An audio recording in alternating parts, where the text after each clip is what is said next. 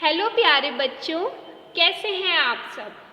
आज हम NCERT book का चैप्टर 9 सॉइल पढ़ेंगे। ठीक है, सॉइल का मतलब होता है मिट्टी। इस चैप्टर में हम ये जानेंगे कि जगह जगह किस तरह की सॉइल पाई जाती हैं, सॉइल हमारे लिए क्यों इम्पोर्टेंट होती है और ये हमारी लाइफ में कैसे रोल प्ले करती है। डिफरेंट तरीके की सॉइल्स जानेंगे, साथ ही हम इसका फॉर्मेशन जानेंगे। तो पूरी स्टडी हम जो करने वाले हैं वो सॉइल को लेकर करेंगे।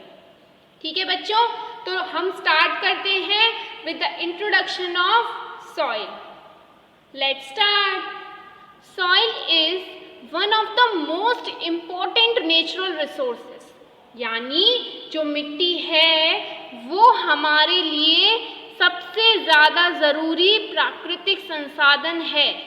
ठीक है, it provides anchorage to the plants and supplies water and nutrients, यानी ये प्लांट्स की ग्रोथ में मदद करता है, साथ ही प्लांट्स को पानी और जो भी न्यूट्रिएंट्स की प्लांट्स को ज़रूरत होती है वो सब प्रोवाइड कराने का काम कौन करता है?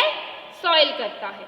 ठीक है, it is the home for many organisms, कई ऑर्गेनिजम्स के लिए। ठीक है, सॉइल एक घर है। Soil is essential for agriculture, agriculture के लिए इसेंशियल है। एग्रीकल्चर क्या होता है बच्चों? कृषि के लिए। अगर मिट्टी ही नहीं होगी तो किसान अपने बीज किस में बोएंगे, है ना। Agriculture provides food, clothing and shelter for all.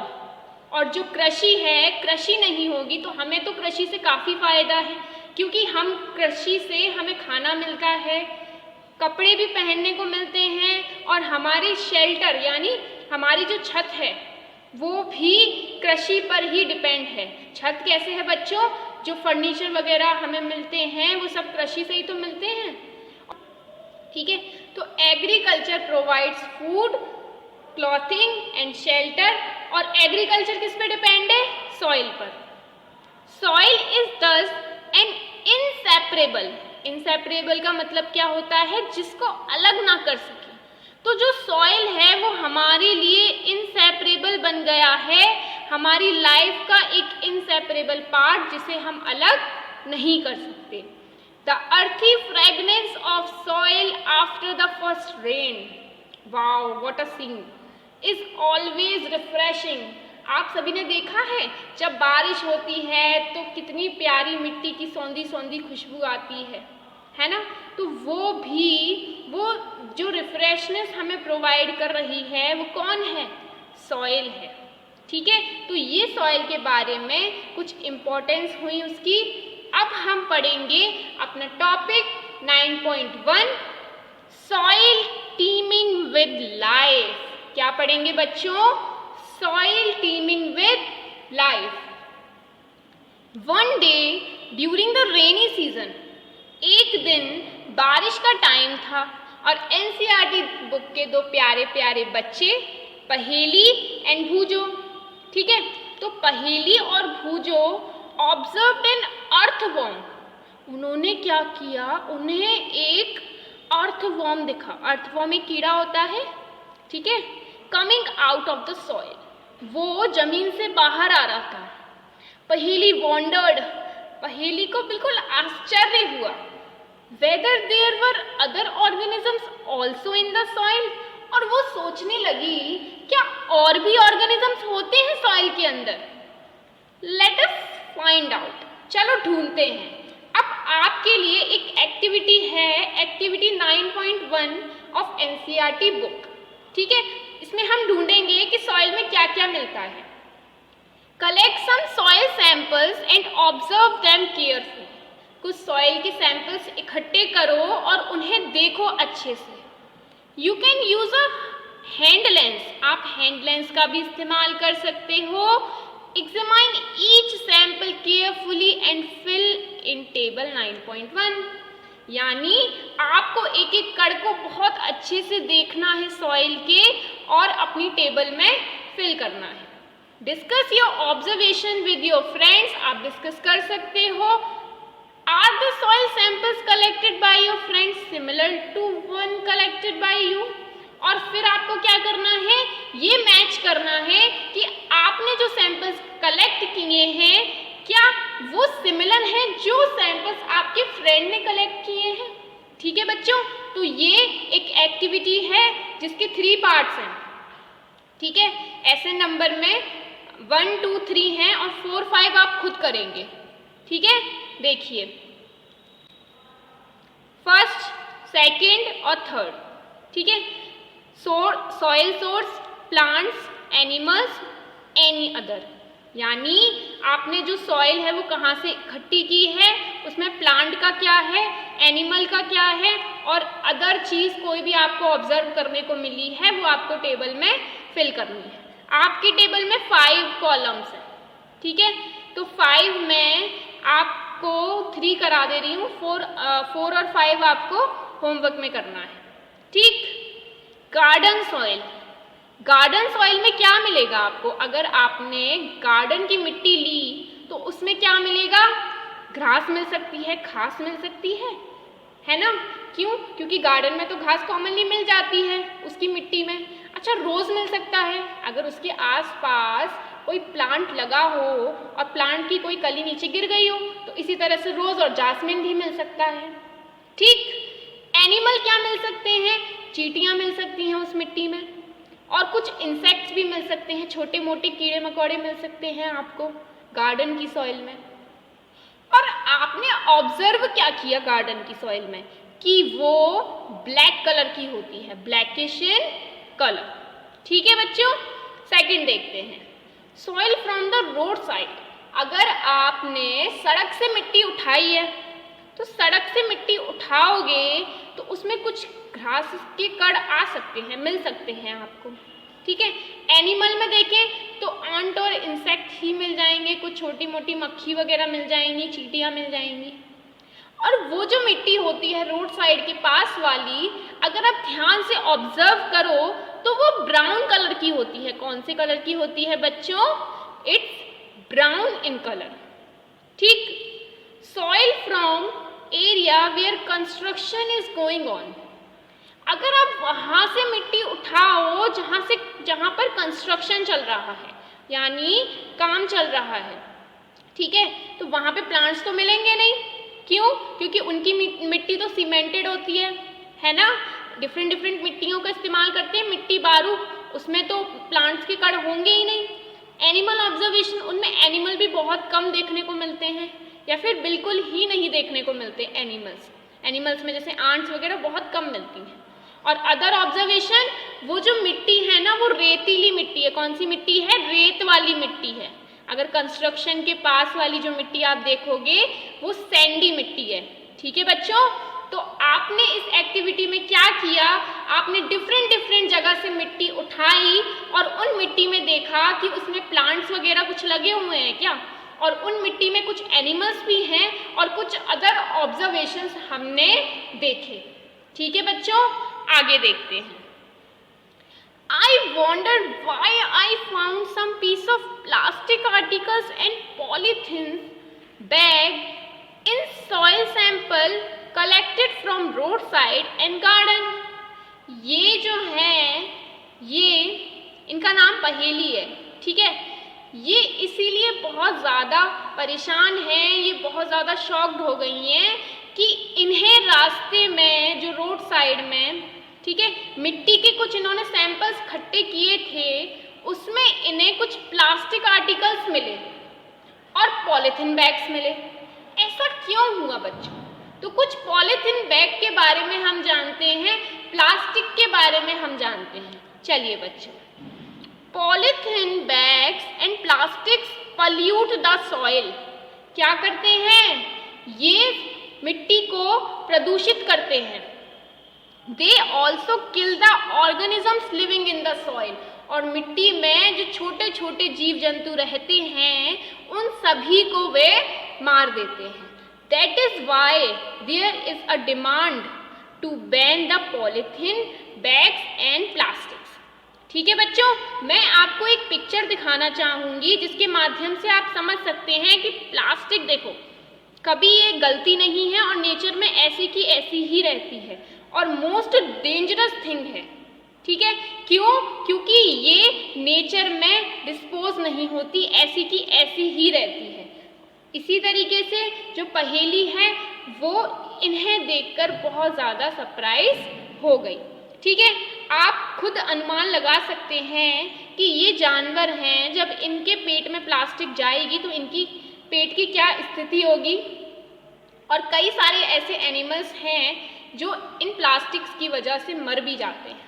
ठीक है, तो प्लास्टिक इज मोस्ट डेंजरस और गवर्नमेंट जो है वो इसको बैन लगाने के बारे में भी सोच रही है और प्लास्टिक का यूज़ जो है वो कम से कम करने की भी कोशिश कर रही है।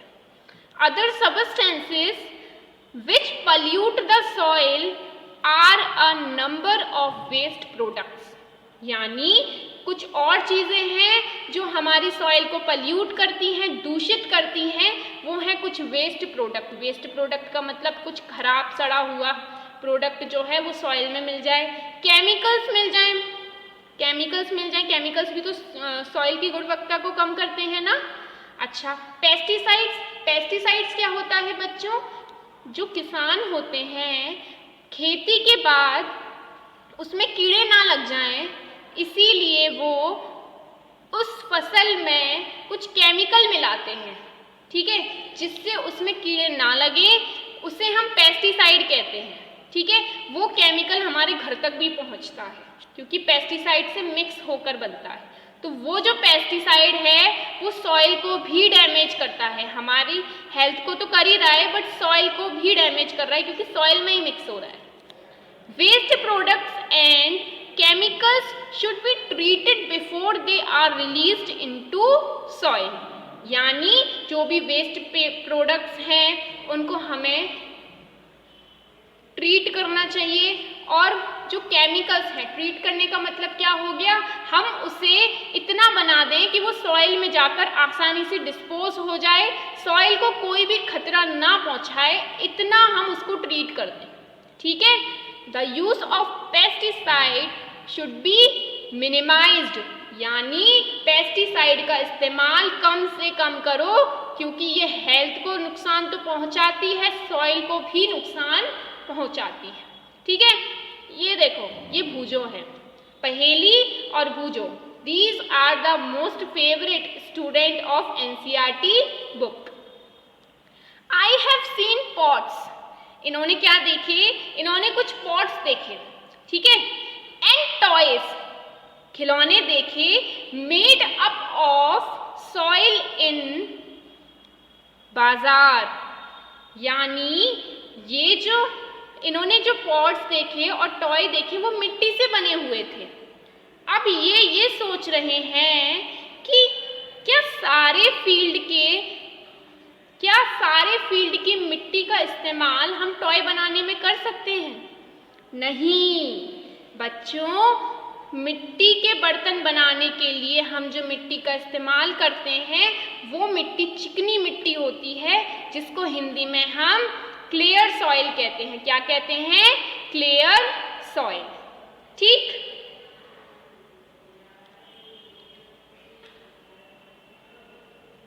आगे देखते हैं टॉपिक 9.1 सॉइल प्रोफाइल। क्या पढ़ेंगे इसमें हम? Soil profile. चलिए देखते हैं। Soil is composed of distinct layers, यानी जो सॉइल है वो अलग अलग परतों से मिलकर बनी होती है। Perform the following activity to find out how these layers are arranged, यानी आप कुछ एक्टिविटी परफॉर्म करो 9.2 और पता करो कि लेयर्स बनती कैसे हैं और कैसे अरेंज्ड होती हैं। टेक अ लिटिल सॉइल, थोड़ी सी सॉइल लो, ब्रेक द क्लम्स, और उसमें से भी जो भी मोटा मोटा है उसको अच्छे से पीस लो, with your hand to powder it, यानी बिल्कुल महीन महीन कर लो।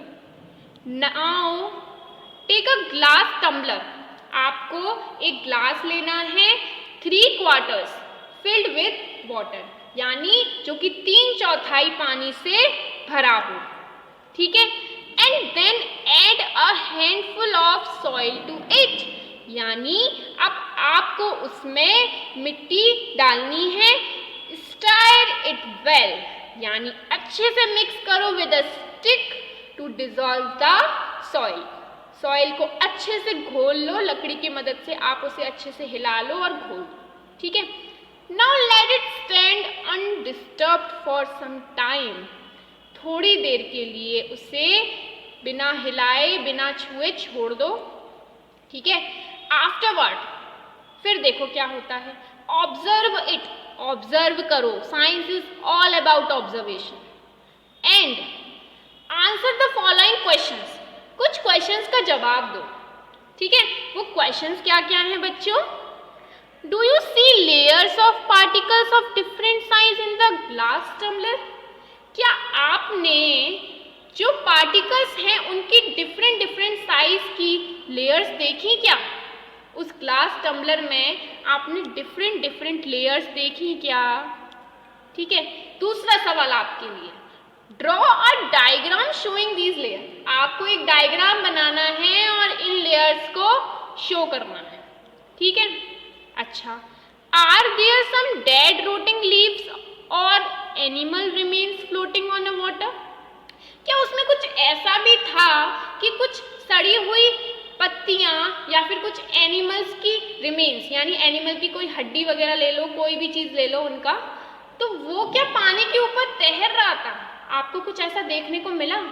तो ये क्वेश्चंस आप तभी निकाल पाएंगे जब आप इस तरीके की एक्टिविटी को परफॉर्म करेंगे।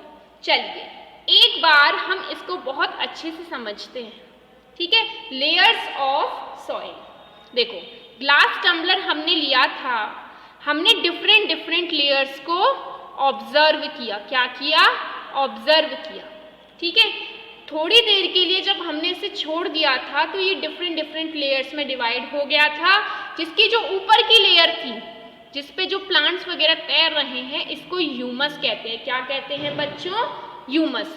ह्यूमस को हिंदी में हम धरज कहते हैं। क्या कहते हैं? धरड़।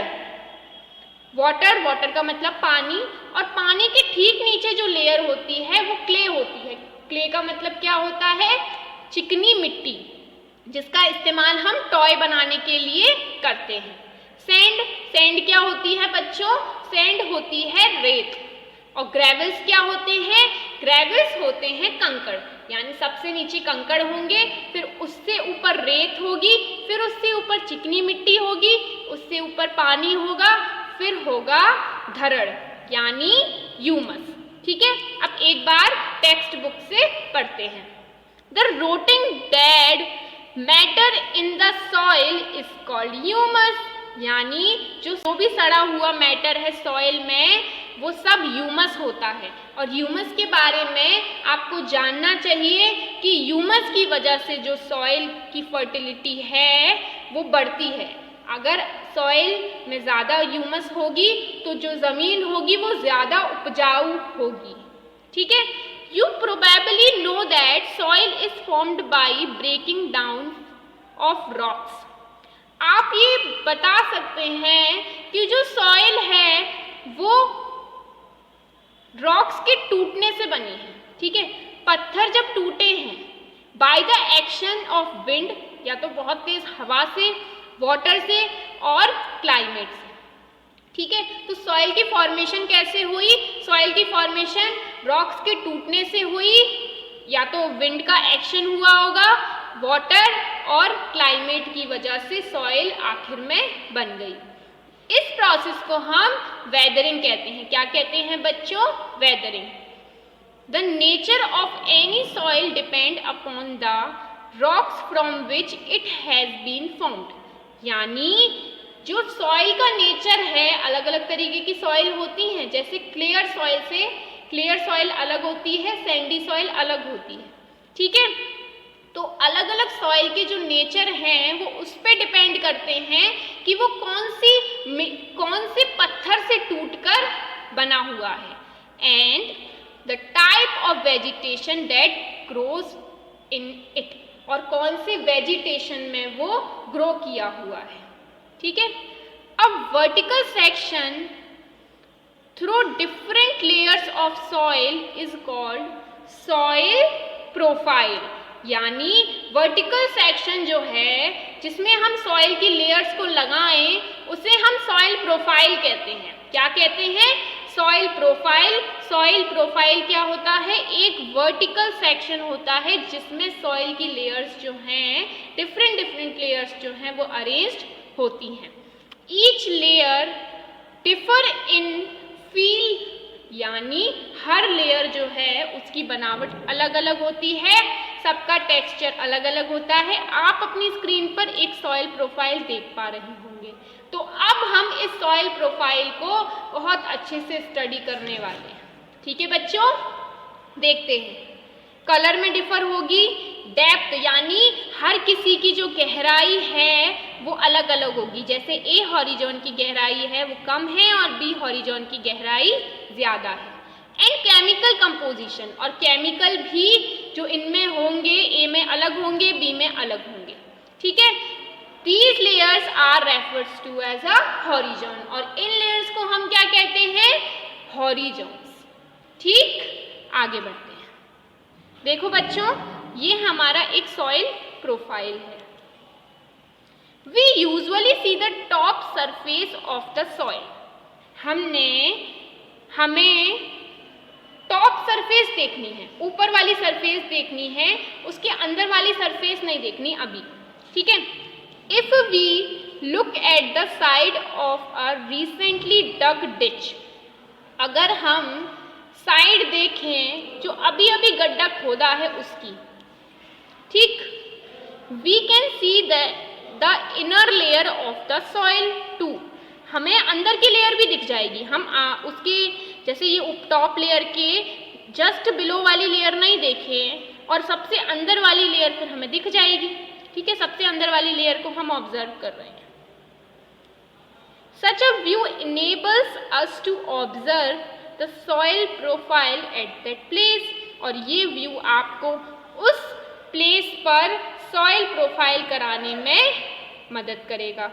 ठीक है, soil profile can also be scene while digging a well, या तो आप एक कुआं खोद लो, आप उसमें भी सॉइल प्रोफाइल को देख सकते हो, और laying the foundation of a building, या फिर कोई बिल्डिंग है उसकी नींव को देख लो आप, तो आप सॉइल प्रोफाइल को सीख सकते हैं। It can also be seen at the sides of a road on a hill और at a steep river bank, यानी आप इसको हिल के साइड वाली जो रोड है उस पर भी ऑब्जर्व कर सकते हो। The upper most horizon is generally dark in colour, और जो सबसे ऊपर वाली होरिजॉन होती है वो डार्क कलर की होती है। ठीक है, और इसमें ह्यूमस ज़्यादा होती है और मिनरल्स भी बहुत ज़्यादा होते हैं। ह्यूमस की अमाउंट और मिनरल की अमाउंट सबसे ज़्यादा टॉप मोस्ट लेयर में होती है। The humus makes the soil fertile, और जो ह्यूमस है वो सॉइल को फर्टाइल बनाती है यानी उपजाऊ बनाती है।